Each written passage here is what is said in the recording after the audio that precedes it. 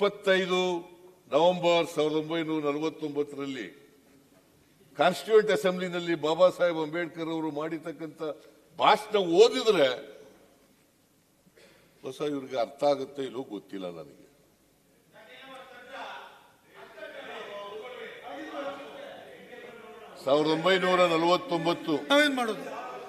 November 25ನೇ ತಾರೀಕು ಅದು ಒಂದು ಹಿಸ್ಟಾರಿಕಲ್ ಸ್ಪೀಚ್ ಅಂಬೇಡ್ಕರ್ ಅವರು ಮಾಡಿರತಕ್ಕಂಥದ್ದು ಕಾನ್ಸ್ಟಿಟ್ಯೂಂಟ್ ಅಸೆಂಬ್ಲಿನಲ್ಲಿ. ಕಾನ್ಸ್ಟಿಟ್ಯೂಷನ್ ಮಂಡಿಸಿ ಅಂಗೀಕಾರ ಆಗ್ಬೇಕಾಗಿತ್ತು. 26ನೇ ತಾರೀಕು ಅಂಗೀಕಾರ ಆಯ್ತು. ನವೆಂಬರ್ 26ಕ್ಕೆ 25ನೇ ತಾರೀಕು ಭಾಷಣ ಮಾಡಿದ್ದಾರೆ.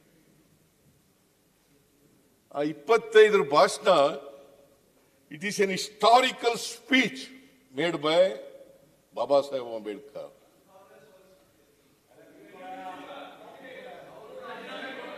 ಅದನ್ನು ಓದ್ಬೇಕಲ್ಲ.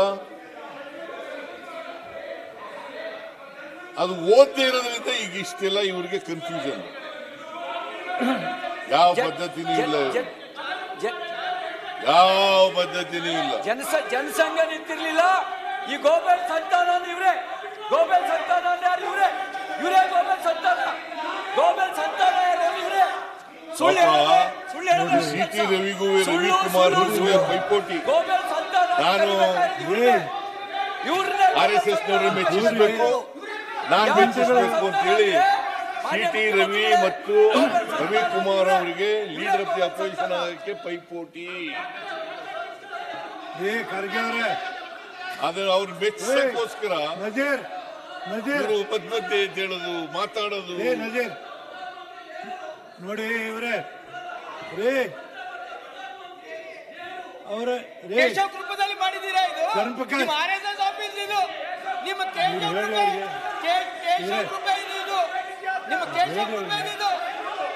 ಮುಖ್ಯಮಂತ್ರಿ ಮಾತಾಡ್ತಾರೆ.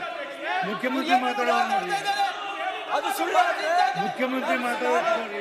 ಮೊನ್ನೆ ಸಭಾಪತಿ ಅವರೇ ಈ ತರ ಗಲಾಟೆ ಮಾಡಿದ್ರೆ ಮಾತಾಡಕ್ ಆಗೋಲ್ಲ.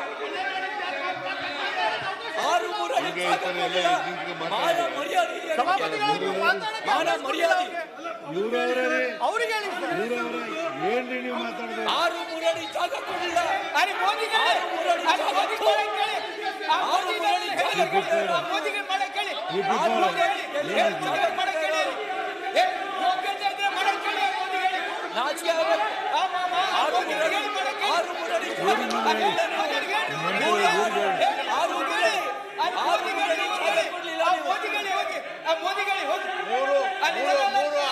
ಮೋದಿಗಳಿಗೆ